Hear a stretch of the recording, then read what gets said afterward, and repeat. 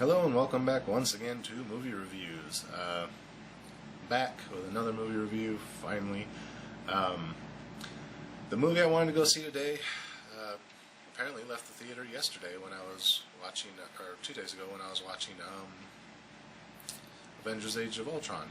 I was going to go see Tomorrowland because the preview looked kind of interesting. It was on my list of things I wanted to see for this year.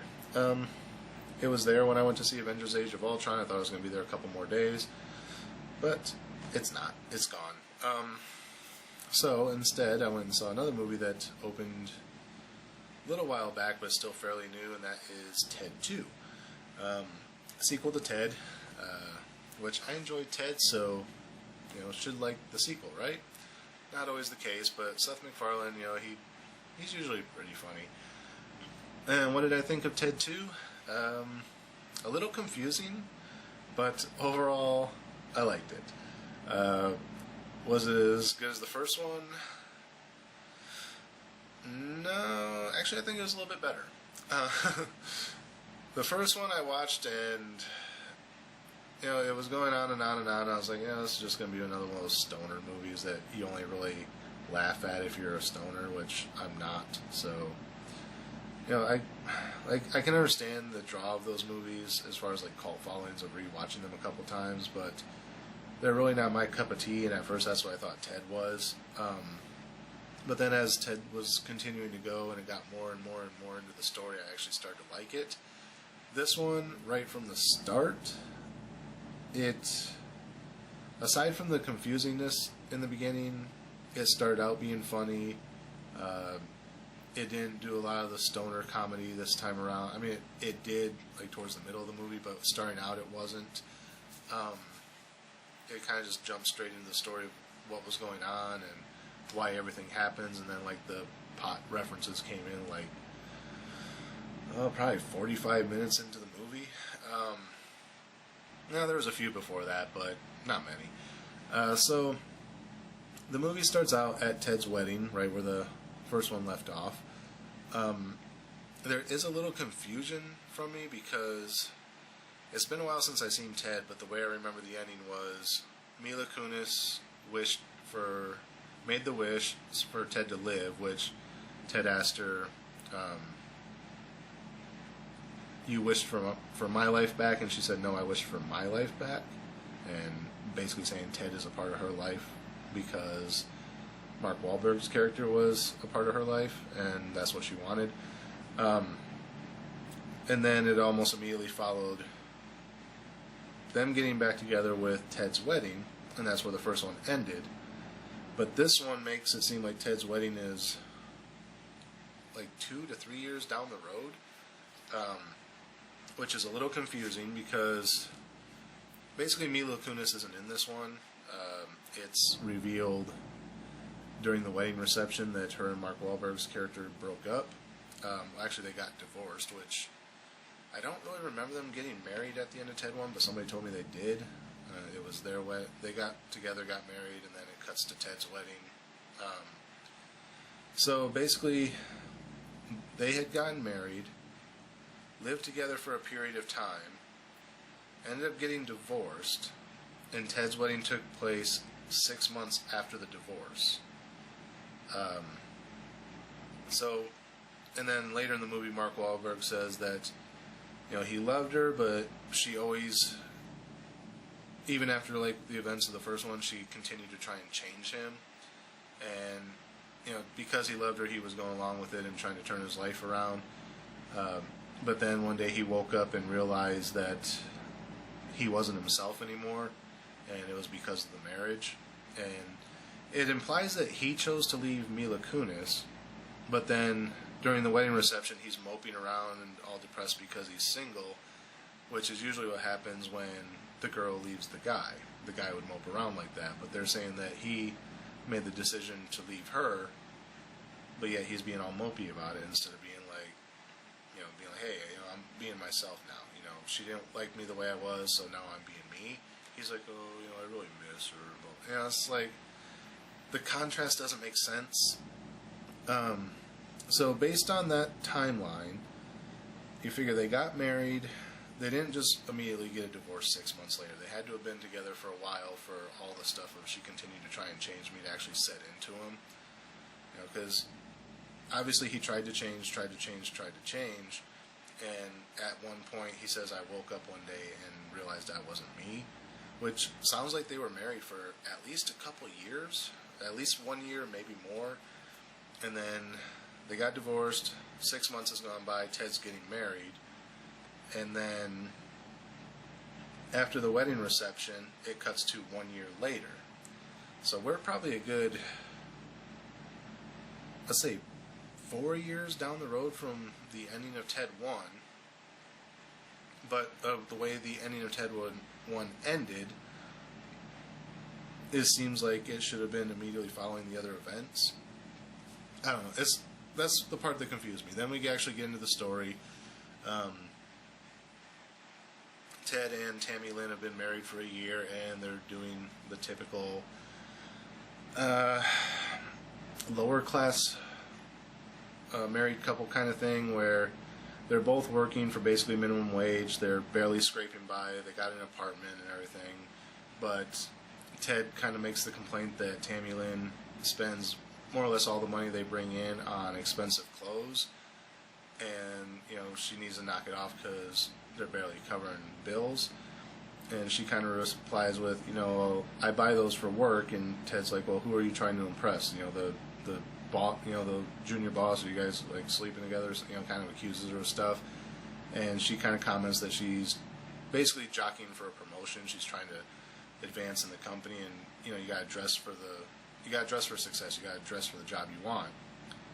And Ted kind of makes a comment about, what did he say to her? He said something like, assistant managers don't wear leopard print mini skirts or something, something along those lines. Something that basically saying she dresses trashy, and regardless of how expensive the trashy clothes are, it's not business fashion, so she's wasting the money.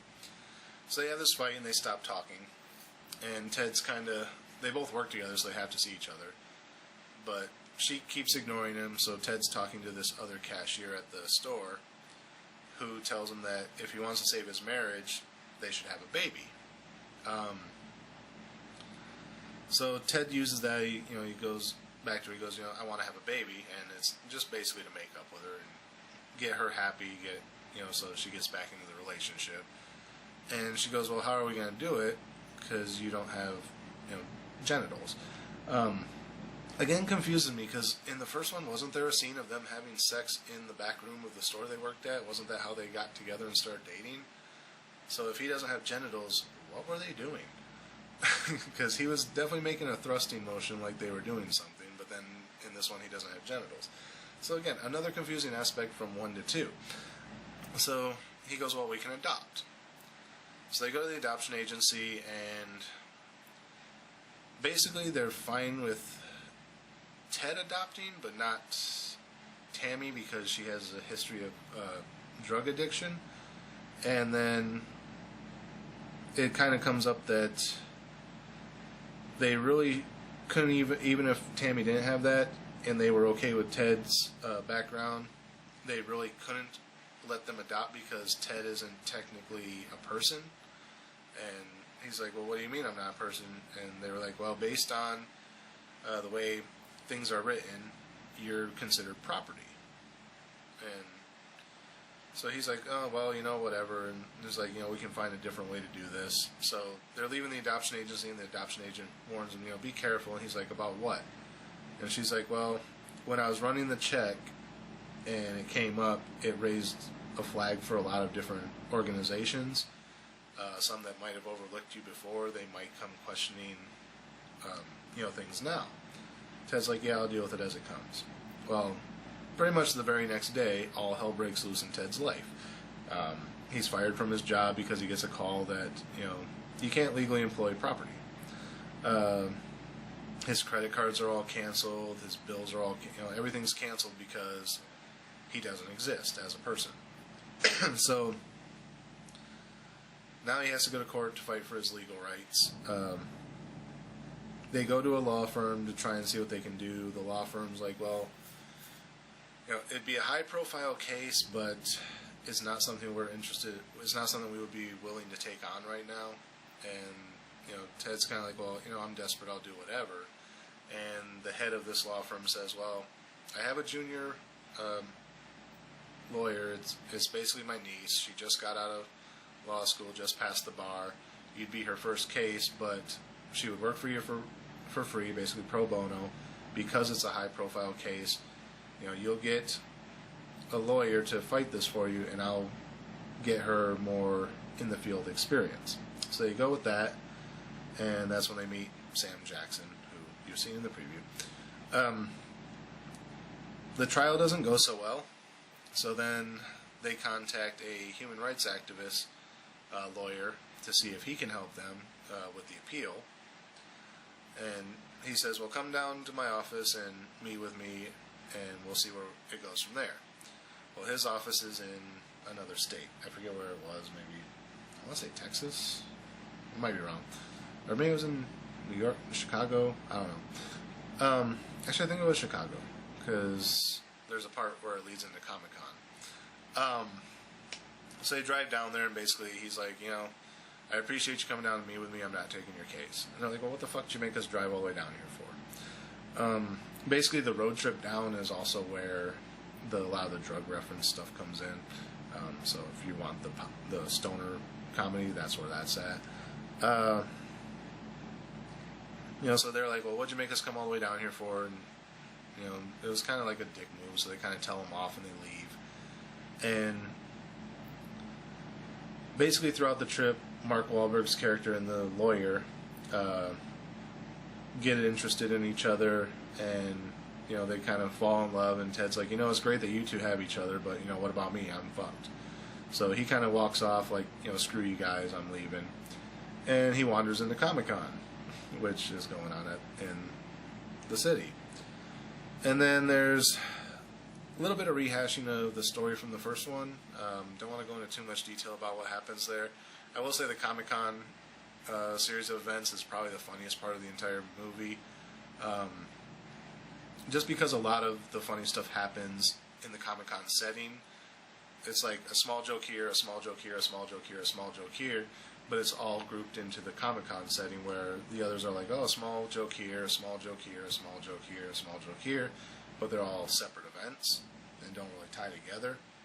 So I'd say Comic-Con, so much stuff is happening and flowing together that it makes it probably the best part of the movie. So all the issues get resolved by the end, everyone's happy and whatever. I was going to say, but they never resolved the baby issue, but they did. I'm not going to say what it was, but something does come of that, which is a cute ending. So, that's Ted 2 in a nutshell. Would I recommend it? If you like the first one, or you just want... If you like any Seth MacFarlane comedies like Family Guy or whatever, and if you liked the first Ted, then definitely check this one out. Like I said, I probably like this one a little bit better than the first one, other than the confusing opening leading up to everything happening. But once everything started happening, it was an actual solid story. It wasn't just there for laughs. It was like, there's this guy, there's this bear going through this struggle, and we're going to follow him. Follow his adventures, trying to get his life back. So it's actually a solid story. I'll give it that. Not overwhelming on the pot humor like the first one was. So if you're only looking for that, you might not like it. From what I heard the other day, the box office on this isn't that great. So that might be why. Maybe more stoner comedy in the third one. They did kind of leave it open for a third one in a sense. I could see a third one having the return of Mila Kunis, and where she kind of fights with Mark Wahlberg's new love interest, but then how do you fit Ted into that, other than him just being there? If you really want to be a Ted movie, then it would be a Mark Wahlberg character movie. Which the first one kind of was too. Ted was kind of a background player in his own movie in the first one. But he served a purpose in this one. And, in a future one, it would basically be rehashing the first one, which might not do so well. But the love triangle thing could be interesting. So anyway, Ted 2, I liked it better than the first one, but that's just me. Check it out if you like Ted, if you like Family Guy, you like any of those. Check it out. You might like it. As far as a star rating, let's see. Well, let me say this. Did I like this better than Avengers, or were they about even? Honestly, other than the confusing bit at the beginning, the story was a lot better paced than Avengers was. I'd actually say it's probably about even with Avengers. What did I give Avengers? I gave it a 3.5 out of 5. Yeah, I'm gonna say Ted's a 3.5 also. Once you get past the confusing beginning, and again, a lot of the confusion is just because of the way the first one ended, carrying into the way the second one starts, because the second one picks up right where the first one left off. So the tie-in is what confused me. But once you get past that and get into the actual story, it's actually a decent film. Oh, I almost forgot the other part. When they're in the store towards the beginning of the movie, when Ted's talking to the other girl and she says, "You guys should have a baby," there's an appearance by Liam Neeson. He comes in and he asks Ted some questions about Lucky Charms cereal. Or no, it's Trick cereal. Because Silly Rabbit tricks are for kids.